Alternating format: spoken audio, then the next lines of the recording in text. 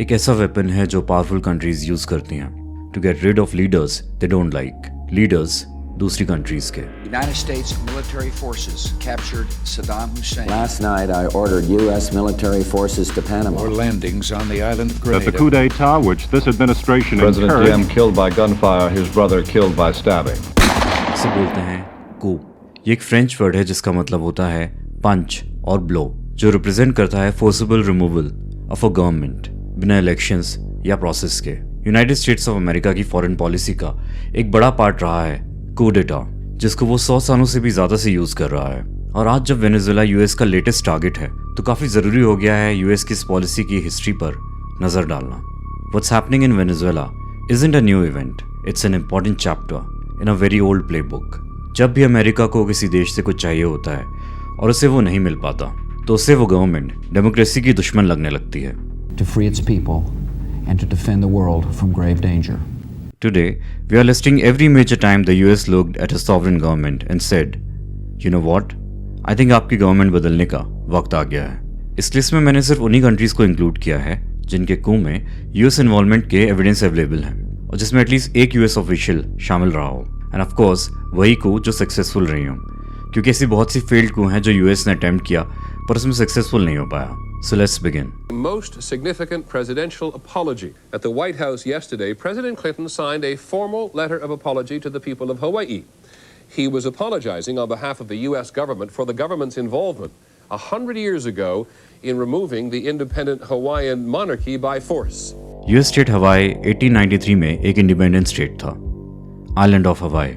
कू का real motive sugar. US के वहाँ की क्वीन पर भरोसा नहीं था कि वो हवाई में अमेरिकन शुगर इंडस्ट्री को सपोर्ट कर पाएंगी। पब्लिक मोटिव क्या दिया गया? Protecting American lives during local unrest जैसा कुछ वेग रीजन। यूएस ने अपनी आर्मी का यूज किया to support a Koo bye white businessman against the queen. Aftermath, हवाई पर यूएस ने कब्जा कर लिया एंड हवाई became the 50th state of the United states.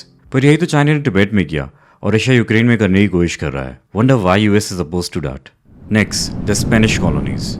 The present coup was accomplished in only 77 minutes, but Cuba's political freedom is ended as Batista cancels the June 1st elections. Spain का imperialist empire decline में था and America एक rising power. ऐसे में अपने देश के काफी करीब वो स्पेनिश कॉलोनीज को नहीं रहने देना चाहता था। कुछ तो सिर्फ 100 माइल्स दूर थे। यूएस इन कॉलोनीज को इंडिपेंडेंस भी नहीं देना चाहता था, क्योंकि इंडिपेंडेंस का मतलब अमेरिकन बिजनेस पर खतरा भी हो सकता था। क्योंकि अमेरिका अच्छी स्टोरीज का इंपॉर्टेंस हमेशा से ही जानता है, उसने explosion of the naval ship USS main को एक बहाने की तरह यूज किया, जबकि एक्सप्लोजन मोस्ट प्रोबेबली एक एक्सीडेंट था। The US intervened to liberate these colonies.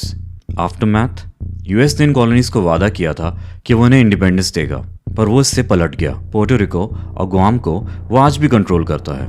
We love Puerto Rico. Cuba में उसने अपने पसंद की गवर्नमेंट बनवा दी जो डिक्टेटरशिप में कन्वर्ट हो गई और वहां अपना एक नेवल बेस भी बनवा लिया। फिलीपींस को उसने 48 इयर्स तक कंट्रोल किया। Next up, Nicaragua in 1909। Real motive, new president of Nicaragua wanted to regulate the industry in his country that was controlled by the US companies, and US अपने business में कोई रुकावट बर्दाश्त नहीं कर सकता था। यूएस ने अपनी मिलिट्री पावर का डर दिखाकर प्रेसिडेंट को स्टेप डाउन करने पर मजबूर कर दिया एंड अपने एक पपेट को प्रेसिडेंट बना दिया। नेक्स्ट, हॉन्डुरस इन 1911। ये काफी इंटरेस्टिंग कू है क्योंकि इसमें यूएस को अपनी आर्मी का यूज भी नहीं करना पड़ा, ना ही हॉन्डुरस में किसी रिबेलियन को सपोर्ट करना पड़ा। सिर्फ एक अमेरिकन बिजनेसमैन ने अपने बिजनेस को बचाने के लिए हॉन्डुरस में तख्ता पलट मतलब कू करवा दिया। तो हुआ कि हॉन्डुरस के नए प्रेसिडेंट ने अपने देश का कंट्रोल अमेरिकन बिजनेस से वापस लेने की कोशिश की। In this case we are talking about bananas. Banana companies ऐसा नहीं होने दे सकती थी, एंड मोस्टली एक आदमी ने, this banana businessman known as Sam the banana man, इस कू को लीड किया। तो उसने अपनी खुद की मिलिशिया असेंबल की, कुछ नेवल शिप्स एंड वेपन्स खरीदे एंड हॉन्डुरस पे अटैक कर दिया like a private army. And US government ने क्या किया? कुछ नहीं, एक्चुअली कुछ भी नहीं। They just stood back and let this private army attack an independent state. लेकिन क्रिटिकल मोमेंट पे वो इस कॉन्फ्लिक्ट में एंटर हो गया और उसने सीज फायर करा दिया। यूएस ने हॉन्डुरस के प्रेसिडेंट को बुली करके रिजाइन करवा दिया एंड बनाना मैन के लीडर ऑफ चॉइस को देश का नया प्रेसिडेंट बना दिया। Sam the banana man got the unique status to import anything out of the country, tax free. And हाँ, आप सही सोच रहे हैं, द टर्म बनाना रिपब्लिक यहीं से आया है, because of the situation of central American countries and the defective control by American fruit companies. इस कू का वर्स्ट पार्ट पता है क्या था? सैम द बनाना मैन ने अपने कू के खर्चे को रिफंड करवाया हॉन्डुरस के पब्लिक मनी से। वाओ। अब मूव करते हैं उस ईयर में जिसने यूएस की फॉरेन पॉलिसी को हमेशा के लिए बदल दिया। For the first time now, the CIA has released documents that show its role in the 1953 coup. That is the coup that toppled Iran's democratically elected Prime Minister, Mohammad Mossadegh. 1953 Iran के नए prime minister मोसादेग अपने देश से गरीबी और foreign control को हटाने के लिए ईरान की ऑयल इंडस्ट्री को नेशनलाइज कर देते हैं। ये सबसे बड़ा झटका था ब्रिटेन की कंपनी एंग्लो इरानियन के लिए। एंग्लो इरानियन, जिसे आज हम ब्रिटिश पेट्रोलियम के नाम से जानते हैं। तो ब्रिटेन के पीएम चर्चिल ने यूएस के साथ मिलकर मोसादेग जैसे secular, honest and patriotic prime minister को हटाने का प्लान बनाया, सिर्फ अपने फायदे के लिए। यूएस इस वक्त एक सुपर पावर बन चुका था, तो अब वो सिर्फ अपनी नेबरिंग कंट्रीज में इन्फ्लुएंस नहीं कर रहा था, वो पूरी दुनिया में इंटरेस्टेड था। वर्ल्ड वॉर 2 के बाद यूएस सोवियट्स के साथ कोल्ड वॉर में उलझा हुआ था। उसने ईरान में कम्युनिस्ट इन्फ्लुएंस का बहाना बनाकर CIA का यूज किया।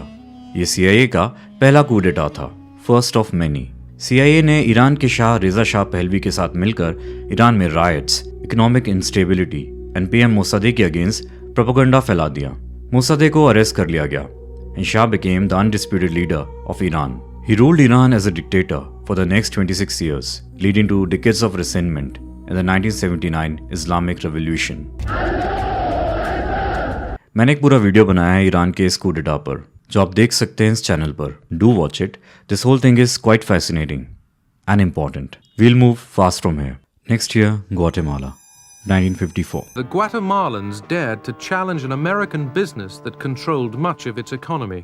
President Urbanz wanted to give unused land to poor farmers. ये unused land था, but the land belonged to the United Fruit Company, an American giant. Excuse किस चीज का दिया गया? Communist influence. They may not themselves have been communists, but they had been subjected to the inflammatory influence of communism. This excuse will be used again and again for more government overthrows. CIA trained a liberation army in Honduras and used psychological radio broadcasts to fake a massive invasion. ये real invasion नहीं था, पर president अर्बांस को convince करा दिया गया कि उन पर एक बड़ा इन्वेजन होने वाला है, एंड वो भाग गए। The CIA installed a new puppet president, and he rules the country brutally. Citizens of Guatemala were unhappy, but United Fruit Company was very happy. So all good for America. Next, African country Congo, 1960. The slaying of Patrice Lumumba, deposed Congo premier, touches off worldwide demonstrations, small groups of students and others, as here in Chicago and in London. Motive? Congo के पास बहुत सा natural resource था, including large deposits of uranium, main ingredient of nuclear bombs. And they also have a not so friendly with Americans president. This was a political coup. They supported the opposition of the present president. Aftermath, president is eventually removed and executed. Next, Dominican Republic in the Caribbean. Motive? Again, the same communist influence को रोकना. फिर Vietnam in 1963. ये थोड़ा shady and complicated है, because US और CIA ने ये coup actually plan नहीं किया था. So this was at the start of the Vietnam War. Vietnam 2 parts में divided था, the communist north and the pro-western south. US चाहता था कि साउथ वियतनाम कम्युनिस्ट नॉर्थ को हरा दे, पर US का कॉन्फिडेंस साउथ वियतनाम के प्रेसिडेंट डीम पर काफी कम होता जा रहा था। यूएस को डर था कि कम्युनिस्ट पूरे वियतनाम पर कब्जा कर लेंगे। ऐसे में एक मिलिट्री जनरल यूएस से कांटेक्ट करता है और ऑफर करता है कि वो प्रेसिडेंट डीम को coup d'etat में हटा सकता है। क्या यूएस इसके लिए रेडी होगा? प्रेसिडेंट डीम यूएस का अलाय था, तो वो उसे मारना नहीं चाहते थे, पर उन्होंने मिलिट्री जनरल से कहा कि वो coup d'etat को नहीं रोकेंगे। मिलिट्री डीम को सरेंडर करने पर मजबूर कर देती है और उसे इमीडिएटली शूट कर देती है। Coup d'etat, which this administration encouraged but apparently did not engineer, had to end with violent death for the brothers. इस coup में यूएस का डायरेक्ट इन्वॉल्वमेंट नहीं था, but they let this happen. वो चाहते तो इसे रोक सकते थे। प्रेसिडेंट जॉन एफ कैनेडी इस coup d'etat से बिल्कुल खुश नहीं थे, खासतौर से प्रेसिडेंट डीम के असैसिनेशन से। Monday, November 4th, 1963. Over the weekend, the coup in Saigon took place. I feel that we must bear a good deal of responsibility for it, beginning with our cable of early August, in which we suggested the coup. इसके 20 दिन बाद ही US president Kennedy को assassinate कर दिया गया। US and south Vietnam दोनों के ही presidents को 20 दिन के अंदर असैसिनेट कर दिया गया। इसका नतीजा ये निकला कि अमेरिका अगले 10 सालों तक वियतनाम वॉर में उलझा रहा। प्रेसिडेंट डीम का तख्ता पलट एक ब्लडी वॉर की शुरुआत थी। Then 1964 Brazil. CIA supported a coup against Brazilian president who wanted land reforms and was a leftist leader. This led to decades of military rule in Brazil. Chile 1973. American involvement का इस coup d'etat में evidence इतना strong नहीं है, पर शायद ये इसलिए भी है क्योंकि ये हिस्ट्री का एक बहुत ही डार्क चैप्टर है, तो शायद इसके एविडेंस बहुत ही डीपली बरीड है। In Chile, the oldest democracy in Latin America, in September 1970, Salvador Allende became the first Marxist leader to come to power through free elections. A popular leader, Salvador Allende, a socialist, was elected in Chile. Through economic sanctions and propaganda, CIA ने Salvador Allende को less popular बना दिया। U.S. businesses stopped supplying American parts for the machinery that drove the Chilean economy. And then supported a military coup. Dateline 1973, Chile. The world's only freely elected Marxist president is overthrown by military coup. 17 years of brutal military rule followed. Washington embraced the Pinochet regime, even as it became one of the world's most repressive military dictatorships. We will cover this coup in another video, because this is a very important chapter in the history of modern US history, and ये deserve करता है अपना एक खुद का video. पर यहाँ time की कमी होने की वजह से हम इस coup को डिटेल में कवर नहीं कर पाएंगे। I mean, in this video. Then there were many more. Libya and Chad. इसमें एक्सेप्शन ये था कि ये कम्युनिस्ट थ्रेट की वजह से नहीं था। Grenada in 1983, again because of communist threat. Forces from 6 Caribbean democracies and the United States began a landing or landings on the island of Grenada. Then Panama in 1989. Last night I ordered U.S. military forces to Panama. US invades this country with 27,000 troops. mainly because वो Panama के current dictator से ज़्यादा खुश नहीं थे। लेकिन एक minute, ऐसा नहीं था कि यूएस पैनामा को एक डिक्टेटरशिप से आज़ाद कराने के लिए ये coup d'etat कर रहा था। In fact this dictator was the asset of CIA for many years, but US wanted to maintain the access of Panama canal, और उन्हें इस डिक्टेटर पे अब उतना भरोसा नहीं रहा था। So again business. Then one of the most famous coup, Afghanistan. You know this story. Soviets invaded Afghanistan, and against the Soviets, Muslim fighters from around the world came to Afghanistan to launch a jihad. They were known as Mujahideen. इनमें से कई मुजाहिदीन के कट्टर religious motivations थे, but US को उस वक्त इससे फर्क नहीं पड़ता था। They wanted to win the Cold War against the Soviets. He wanted to arm the Mujahideen without revealing America's role. So the CIA armed these Mujahideen so well that they eventually forced Soviets to withdraw. Soviet union का and हो गया इसकी वजह से, and this ended the Cold War. A big win for America, but only a temporary one, क्योंकि इस Mujahideen force से बाहर निकल कर आए the biggest terrorist leaders the world had ever known, Osama bin Laden and Abu Musab al Zarqawi, जिसका बनाया हुआ टेररिस्ट ग्रुप आगे जाकर ISIS बन गया। Eventually, US had to return back to Afghanistan to fight the same people it once heavily armed. Then Iraq.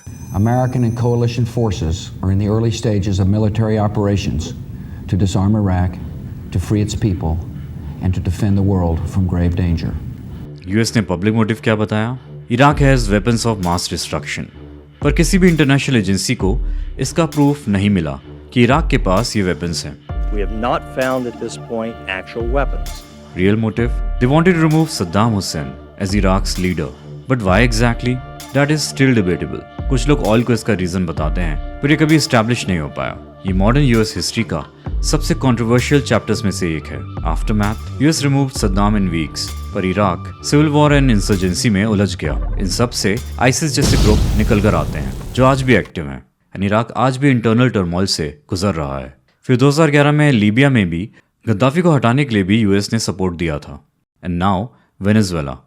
ये एक ongoing conflict है, तो इसमें कुछ भी एविडेंस बैक कहना जल्दबाजी होगी। पर यूएस ने वेनेजुएला के प्रेसिडेंट मड्यूरो और उनकी वाइफ को किडनैप कर लिया है। US president Trump drugs and illegal immigrants का बहाना ज़रूर बना रहे हैं, पर उनकी नज़र वेनेजुएला के ऑयल डिपॉजिट्स पर है। वो इस मोटिव को पब्लिक से छुपाने की कोशिश भी नहीं कर रहे हैं। एटलीस्ट इस coup में ये डिफरेंट है। ट्रंप खुद को वेनेजुएला का एक्टिंग प्रेसिडेंट भी बोल रहे हैं। This is an unexpected turn from any previous administration of US and more dangerous as well. Trump के इस एक्शन से बहुत से देश अलर्ट हो गए हैं। लैटिन अमेरिका की बहुत सी countries and of course Greenland and Denmark. सबको ये लग रहा है कि अगला नंबर किसका होगा। पर अमेरिका के इस coup d'etat की पॉलिसी की हिस्ट्री को देखते हुए एक बात तो साफ है, अमेरिका भले ही खुद को फ्री वर्ल्ड का लीडर कहे पर वो फ्री वर्ल्ड में बिल्कुल भी बिलीव नहीं करता है। अगर आपके अकॉर्डिंग हमने किसी कंट्री को मिस किया है इस लिस्ट पे तो please mention in the comment section and please subscribe to this channel. Thanks for watching. This is Akshay.